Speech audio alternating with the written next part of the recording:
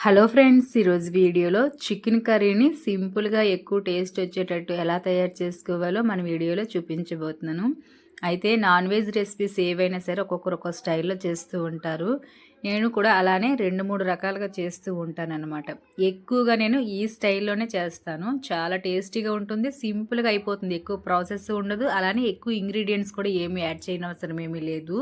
ఎక్కువగా మేము రోటీస్‌తో తింటూ ఉంటాము. ప్రెజెంట్ వింటర్ కదా! ఇది రైస్‌లోకి బావుంటుంది. రోటీ అలానే రాగి సంగట్లోకి కూడా చాలా టేస్టీగా ఉంటుంది. ఇక ఆలస్యం చేయకుండా ఈ సింపుల్‌గా ఎక్కువ టేస్ట్ వచ్చేటట్టు చికెన్ కర్రీని ఎలా తయారు చేసుకోవాలో మన వీడియోలో చూసేద్దాం. ముందుగా ఒక బౌల్ తీసుకొని ఒక పావు టీ స్పూన్ నుంచి హాఫ్ టీ స్పూన్ వరకు గసగసాలని కొంచెం జీడిపప్పుని తీసుకొని నానబెట్టుకోవాలి. గ్రేవీ లాగా ఉండడం కోసం, కొంచెం టేస్టీగా రావడం కోసం. మీ దగ్గర జీడిపప్పు లేకపోయినా పర్వాలేదు, గసగసాలను మాత్రం తప్పకుండా నానబెట్టుకోవాలి. గసగసాలు అందరి దగ్గర చాలా అనుకూలంగా ఉంటాయి. మనకు మసాలా దినుసులు ఎక్కువగా వస్తూ ఉంటాయి.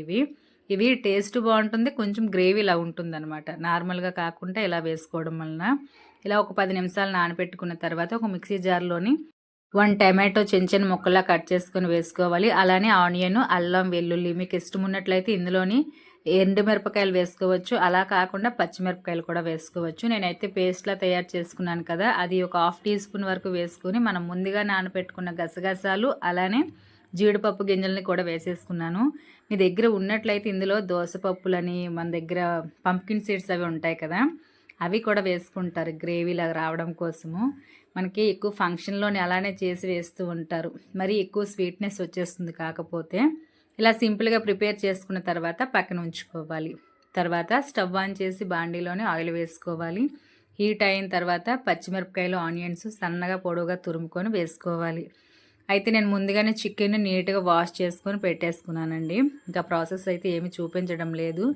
మీకు ఇందులో ఇష్టం ఉన్నట్లయితే బిర్యానీ ఆకు కూడా వేసుకోవచ్చండి. కొంతమందికి ఆ ఫ్లేవర్ నచ్చుతుందనమాట. వేసుకొని ఇలా లైట్ గోల్డ్ కలర్ వచ్చే వరకు ఫ్రై చేసుకున్న తర్వాత చికెన్ వేసేసుకోవాలి. వీడియో క్లిప్ అయితే మిస్ అయిందనమాట.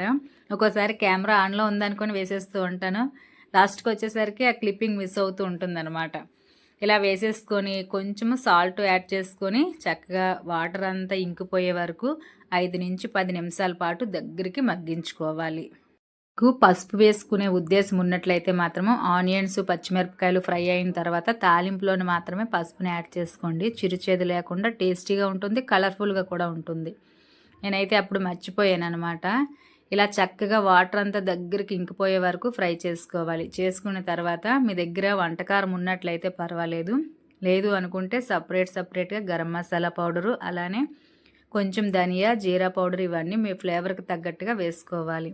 వేసుకొని మీకు ఫ్రైలా కావాలి అనుకుంటే మాత్రము సిమ్లోనే కంప్లీట్గా ఇలా ఫ్రై చేసుకొని ఎండింగ్లోని కొంచెము అల్లం వెల్లుల్లి పేస్టు, ఈ ధనియా జీరా పౌడర్లు ఇవన్నీ వేసుకొని చిల్లీ పౌడరు ఇంకా మనం స్టవ్ ఆఫ్ చేసేసుకోవడమే బెస్ట్. కొంచెం కరివేపాకు యాడ్ చేసుకొని ఫ్రైలా కాకుండా మీకు ఇలా గ్రేవీలా కావాలి అనుకుంటే మాత్రము చక్కగా మనం కొంచెం వంటకారాన్ని వేస్తున్నాను నేను.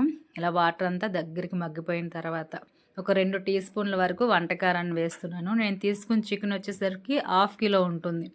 మీ కారానికి తగ్గట్టుగానే వేసుకోవాలి. ఎందుకంటే కొంతమంది స్పైసెస్ ఎక్కువగా ఇష్టపడతారు, కొంతమందికి అయితే అంత ఎక్కువగా ఇష్టం ఉండదన్నమాట. కానీ నాన్ వెజ్ రెసిపీస్లోకి వచ్చేసరికి కొంచెం ఎక్స్ట్రానే స్పైసెస్నెస్ ఉంటేనే స్మెల్ రాకుండా టేస్టీగా ఉంటుంది. ఇలా చక్కగా వంటకారాన్ని వేసుకున్న తర్వాత 2-3 నిమిషాల పాటు అలానే దగ్గరికి సిమ్లో మగ్గించుకున్న తర్వాత మనం ముందుగా తయారు చేసుకున్న పేస్ట్ ఉంది కదా, అల్లం వెల్లుల్లి టమాటో ఆనియన్, ఈ పేస్ట్ అంతా కూడా వేసేసుకొని మరొకసారి బాగా మిక్స్ చేసుకొని మూత పెట్టి మరొక 2-3 నిమిషాలు సిమ్లోని మాత్రమే అలా వదిలేయాలి. మనకి ఎలా అంటే ఆయిల్ అనేది పైకి తేలి మంచి సువాసన వస్తుందన్నమాట. అప్పటి వరకు సిమ్లోని అలానే వదిలేయండి, హైలో మాత్రం అస్సలు పెట్టకూడదు. ఇలా దగ్గరగా మగ్గించుకోవాలి. కొంతమంది చికెన్ బిర్యానీని డైరెక్ట్గానే చేస్తూ ఉంటారు కదా, అలాంటి వాళ్ళు దీనిపైన చక్కగా రైస్ వేసేసినా సరే చాలా బాగా కుక్ అవుతుందన్నమాట. పొడి రైస్ వేసుకున్నా సరే చాలా బాగుంటుంది. ఇలా దగ్గరికి మగ్గిన తర్వాత కొంచెము వాటర్ వేసుకోవాలి. మరీ ఎక్కువగా వేయనవసరం లేదండి. చికెన్ ఆల్రెడీ మనకి ఎర్లీగానే కుక్ అయిపోతుంది అనమాట. దాంతోపాటు ఈ ప్రాసెస్ అంతా సిమ్లోనే చేస్తున్నాం కనుక చాలా సాఫ్ట్గా నీట్గా కుక్ అవుతుంది. అందుకని ఎక్కువ కాకుండా ఒక 100 ml నుంచి 150 ml వరకు వాటర్ వేసుకొని 5 నిమిషాల పాటు సిమ్లోని ఉడికించుకుంటే సరిపోతుంది. ఇలా ఉడికించుకున్న తర్వాత లాస్ట్లోని కొత్తిమీర వేస్తున్నాను. మీకు ఇష్టం ఉన్నట్లయితే స్టార్టింగ్‌లో కూడా వేసుకోవచ్చు. ఫ్రైలా కావాలి అనుకుంటే ఈ స్టేజ్‌లోనే స్టవ్ ఆఫ్ చేసుకొని కూడా సర్వ్ చేసుకోవచ్చు. ఎక్కువగా అయితే రాగి సంగటి రోటీస్‌లోకి చాలా బావుంటుంది. వింటర్‌లోనే మేము ఎక్కువగా రోటీస్‌తో చేసుకుంటూ ఉంటాము. జనరల్‌గా ఇది న్యూ ఇయర్ రోజు చేశాననమాట. ఆ రోజు వీడియో ఇప్పుడు ఎడిట్ చేయడానికి వీలయింది. అయితే చాలామంది ఇయర్ లాస్ట్‌లోని అంటే 31 మంగళవారం జరుపుకున్నారు కదా!